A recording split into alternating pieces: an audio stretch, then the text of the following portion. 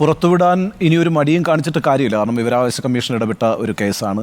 അത് കഴിഞ്ഞിപ്പോൾ ഹൈക്കോടതിയും ഉത്തരവിട്ടിരിക്കുകയാണ്. സ്വാഭാവികമായിട്ടും സർക്കാർ ഈ റിപ്പോർട്ട് പുറത്തുവിടാൻ നിർബന്ധിക്കപ്പെടുന്ന ഒരു സാഹചര്യം ഇപ്പോൾ രൂപപ്പെട്ടിട്ടുണ്ട്.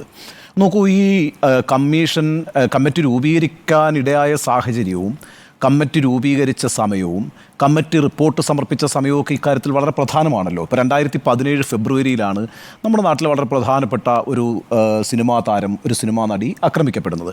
ആ ഒരു സാഹചര്യത്തിലാണ് നമ്മുടെ സിനിമാ മേഖലയെ ചൂഴ്ന്നു നിൽക്കുന്ന പലതരത്തിലുള്ള ചൂഷണങ്ങളുമായി ബന്ധപ്പെട്ട വാർത്തകളൊക്കെ പുറത്തേക്ക് വരുന്നു. ഉത്തരവാദിത്തപ്പെട്ട ഒരു സർക്കാർ എന്നുള്ള നിലയ്ക്ക് ഒന്നാം പിണറായി സർക്കാർ 2017 ജൂലൈയിൽ തന്നെ ജസ്റ്റിസ് ഹേമയുടെ നേതൃത്വത്തിൽ ഒരു കമ്മിറ്റി രൂപീകരിക്കുന്നു. നല്ലൊരു ഇനിഷ്യേറ്റീവാണ് ആ കാര്യത്തിലുള്ളത്. നോക്കൂ, നമ്മുടെ സംസ്ഥാനത്തെ ഫിലിം ഇൻഡസ്ട്രി എന്ന് പറയുന്നത് വലിയൊരു മേഖലയാണ്. അതിൻ്റെ ഒരു സാമ്പത്തിക ശക്തി എന്ന് പറയുന്നത് ഇന്ന് രാജ്യത്തെ തന്നെ അത്ഭുതപ്പെടുത്തുന്ന വിധത്തിൽ വളർന്നിട്ടുണ്ട്. ഇപ്പോൾ ഈ വർഷത്തെ ഒരു കണക്ക് ഞാൻ പരിശോധിക്കുമ്പോൾ 2024 ആദ്യത്തെ 5 മാസം കൊണ്ട് മലയാള സിനിമ ഉണ്ടാക്കിയിരിക്കുന്ന ടേൺ ഓവർ എത്രയാണെന്നറിയാമോ? 1000 കോടി രൂപയാണ് 5 മാസത്തിനുള്ളിൽ. ഈ രാജ്യത്തെ ബോളിവുഡ് അടക്കമുള്ള തമിഴ് സിനിമാ രംഗം അടക്കമുള്ള തെലുങ്ക് സിനിമാ രംഗം അടക്കമുള്ള ആളുകളെ അത്ഭുതപ്പെടുത്തിക്കൊണ്ടാണ് മലയാള സിനിമ ബോക്സ് ഓഫീസ് ഹിറ്റ് ആകുന്നത്.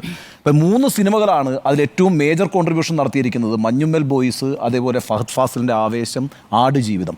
ഈ 3 സിനിമകൾ ഏതാണ്ട് 50% കോൺട്രിബ്യൂട്ട് ചെയ്തിട്ടുണ്ട് ഈ 1000 കോടിക്കകത്ത്. അപ്പം വലിയൊരു ഇൻഡസ്ട്രിയാണ് കേരളത്തെ സംബന്ധിച്ചിടത്തോളം ഇന്നത്തെ ഈ മലയാള സിനിമ എന്ന് പറയുന്നത്. ആ ഇൻഡസ്ട്രിയിലെ പ്രശ്നങ്ങൾ എന്ന് പറയുന്നത് ലൈംഗിക ചൂഷണം മാത്രമല്ലല്ലോ.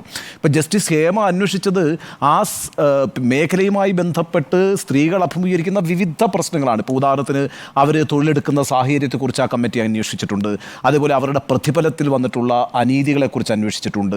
അവരുടെ ആരോഗ്യ പ്രശ്നങ്ങളെ സംബന്ധിച്ച് അന്വേഷിച്ചിട്ടുണ്ട്. ഇപ്പം വാഷ്റൂം അടക്കമുള്ള പ്രശ്നങ്ങളൊക്കെ ഇവർ അഭിമുഖീകരിക്കുന്ന പ്രശ്നങ്ങളാണ്. അതുപോലെ ശിശുപരിപാലനം ഇവരുടെ ഒരു അന്വേഷണ വിഷയമാണ്. അപ്പം ഈ പറയുന്ന ഈ കാസ്റ്റിംഗ് കൗച്ച് പോലെയുള്ള അല്ലെങ്കിൽ ലൈംഗിക ചൂഷണം മാത്രമല്ല, നമ്മളിപ്പോൾ ഹേമ കമ്മിറ്റി റിപ്പോർട്ട് എന്ന് പറയുമ്പോൾ നമ്മളെല്ലാം ആകാംക്ഷയോടെ ആളുകൾ കാത്തിരിക്കുന്നത് ഇവിടെ നടക്കുന്ന സ്ത്രീ പീഡനങ്ങളൊക്കെ പുറത്തു വരുമെന്നുള്ള മട്ടിലാണ്. അങ്ങനെയൊന്നുമല്ല, വലിയ വിപുലമായ അന്വേഷണ മേഖലകളിലേക്ക് കടന്നുപോയിട്ടുള്ളൊരു കമ്മിറ്റിയാണത്. 2017 രൂപീകരിക്കപ്പെട്ട ഹേമ കമ്മിറ്റി 2019 ഡിസംബർ 31 മുഖ്യമന്ത്രി പിണറായി വിജയൻ ഈ റിപ്പോർട്ട് സമർപ്പിക്കുന്നുണ്ട്. നോക്കൂ, അത് കഴിഞ്ഞ് നമ്മളിപ്പോൾ ഇരിക്കുന്നത് 2024 ഏതാണ്ട് 4.5 വർഷം പിന്നിട്ടിരിക്കുന്നു. ഈ 2024 ഡിസംബർ 31 ആകുമ്പോൾ കൃത്യം 5 വർഷമാകും.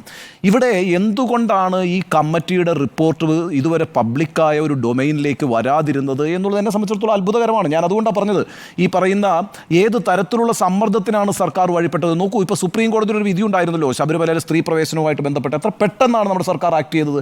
സ്ത്രീകളുടെ സമത്വം അത് വളരെ പ്രധാനപ്പെട്ടൊരു വിഷയമാണ്. ആ സ്ത്രീ സമത്വത്തിനു വേണ്ടി ഈ പറയുന്ന ആളുകളെ, സ്ത്രീകളെ പോലീസ് എസ്കോർട്ടോടുകൂടി ശബരിമലയിലേക്കൊക്കെ കൊണ്ടുപോയതിൻ്റെ ഭാഗമായിട്ട് 19 സീറ്റ് നഷ്ടപ്പെട്ടൊരു പാർട്ടിയുമാണ് CPM. പാർലമെൻറ്റിലും വലിയ തിരിച്ചടിയുണ്ടായി.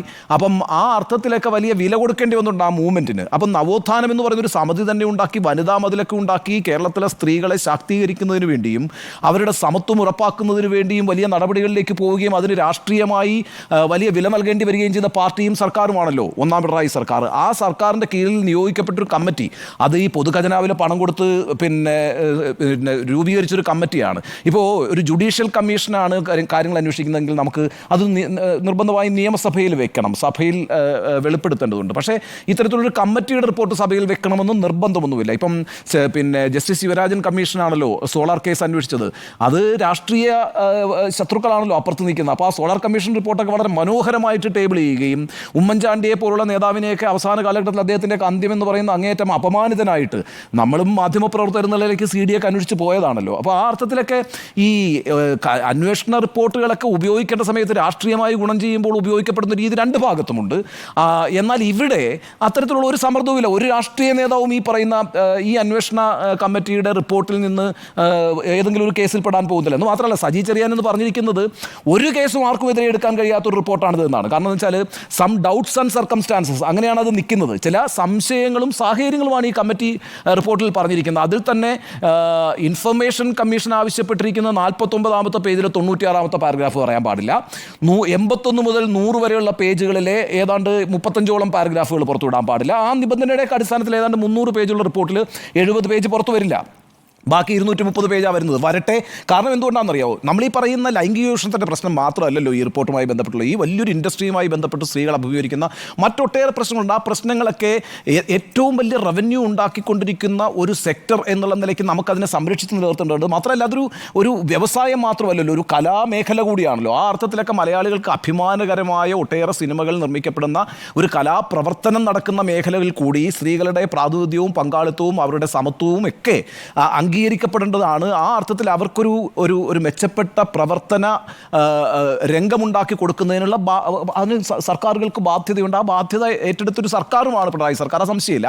പക്ഷേ അതിൻ്റെ മേളിൽ ഈ 5 വർഷം അടയിരുന്നു എന്നുള്ളതാണല്ലോ പ്രധാനപ്പെട്ട പ്രശ്നം. 2019 ഈ റിപ്പോർട്ട് കൊടുക്കുന്നു, 2024 ഈ പറയുന്ന വിവരാവകാശമായിട്ട് ആളുകൾ ചെല്ലുമ്പോൾ ഇൻഫർമേഷൻ കമ്മീഷൻ ഇടപെട്ടിട്ടാണ് ഈ റിപ്പോർട്ട് പുറത്തുവിടാൻ പറയുന്നത്, നിബന്ധനകളോടുകൂടിയാണെങ്കിൽ പോലും ഉപാധികളോടുകൂടിയാണെങ്കിൽ പോലും. പക്ഷേ ഈ റിപ്പോർട്ടിൻ്റെ കയ്യിൽ കിട്ടിക്കഴിഞ്ഞാൽ നല്ല പണമൊക്കെ മുടക്കി വലിയ രീതിയിൽ അന്വേഷിച്ച് കണ്ടെത്തിയിട്ടുള്ള കാര്യങ്ങൾ പരിഹരിക്കുന്നതിന്, ആ മേഖലയിൽ എന്തെങ്കിലും പ്രശ്നങ്ങളുണ്ടെങ്കിൽ അത് പരിഹരിക്കാൻ കൂടി ബാധ്യസ്ഥമാണല്ലോ സർക്കാർ ആ റിപ്പോർട്ടിൻ്റെ അടിസ്ഥാനത്തിൽ.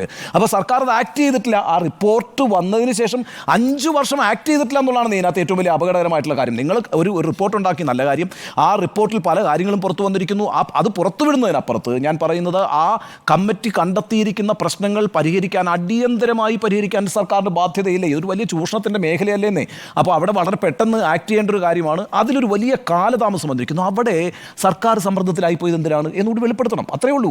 എന്തുകൊണ്ട് ഇതിങ്ങനെ വൈകിച്ചു, ഞങ്ങൾ എന്തുകൊണ്ട് ഇത് പുറത്തു വിട്ടില്ല, അല്ലെങ്കിൽ ഇതിൻ്റെ മേളിലുള്ള നടപടികളിലേക്ക് പോയിട്ടില്ല. ഇപ്പോൾ സജി ചെറിയാൻ പറയുന്നത് 2 ദിവസം മൺസൂണിന് ശേഷം, മഴക്കാലത്തിന് ശേഷം ഒരു സിനിമാ കോൺക്ലേവ് വിളിച്ച് സംസാരിച്ചൊക്കെ ഈ കാര്യങ്ങൾ പരിഹരിക്കും എന്നാണ്.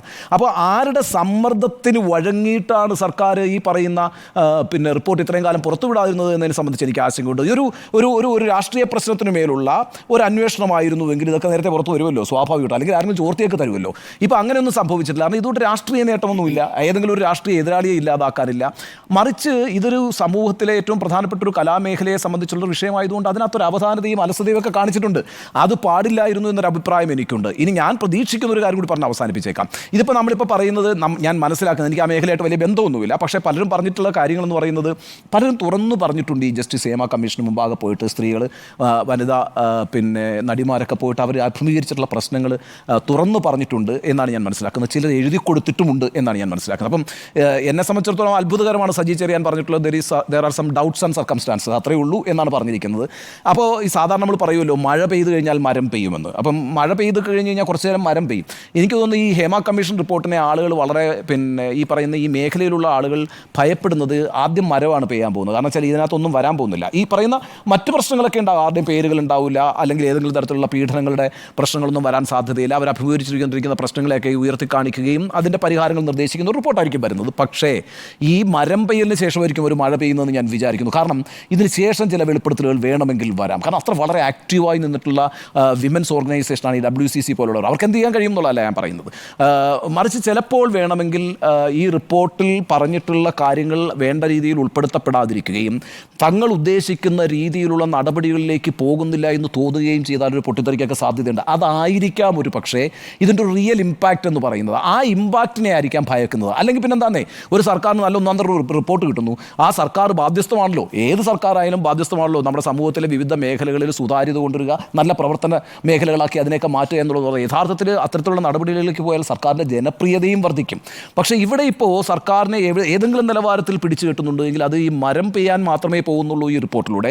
അതിനുശേഷം വരാനിരിക്കുന്ന ഒരു മഴയെക്കുറിച്ചുള്ള ആകാംക്ഷ സർക്കാരിന് പോലും ഉണ്ട് എന്ന് ഞാൻ വിചാരിക്കുന്നു. ഏതായാലും ആദ്യം മരം പെയ്യട്ടെ, അതിനുശേഷമുള്ള മഴയെ കാത്ത് നമുക്കിരിക്കാം. ഈ റിപ്പോർട്ടിൻ്റെ കണ്ടെത്തലുകളും അതുമായി ബന്ധപ്പെട്ട് അവർ നിർദ്ദേശിച്ചിരിക്കുന്ന കാര്യങ്ങളും അടിയന്തര പ്രാധാന്യത്തോടുകൂടി നടപ്പാക്കേണ്ട ഒരു കാര്യമാണ് എന്ന കാര്യത്തിൽ എനിക്ക് സംശയമില്ല. അതിന് വഴിവെക്കുന്ന ഒരു വിധിയാണ് ഇന്ന് വന്നിരിക്കുന്നത്. സ്വാഭാവികമായിട്ടും അത് വലിയ മാറ്റങ്ങൾക്ക് നമ്മുടെ സമൂഹത്തിൽ സിനിമാ രംഗത്തേക്ക് മാത്രമായിട്ട് ഇത് ചുരുങ്ങില്ലെന്നേ, പല മേഖലകളിലേക്ക് ഇത് വികസിക്കും. ആ രീതിയിലൊരു വലിയ മാറ്റത്തിന് വഴി തുറക്കുന്ന ഒന്നായിട്ട് ഇത് മാറട്ടെ എന്നാണ് ഞാൻ ആഗ്രഹിക്കുന്നത്.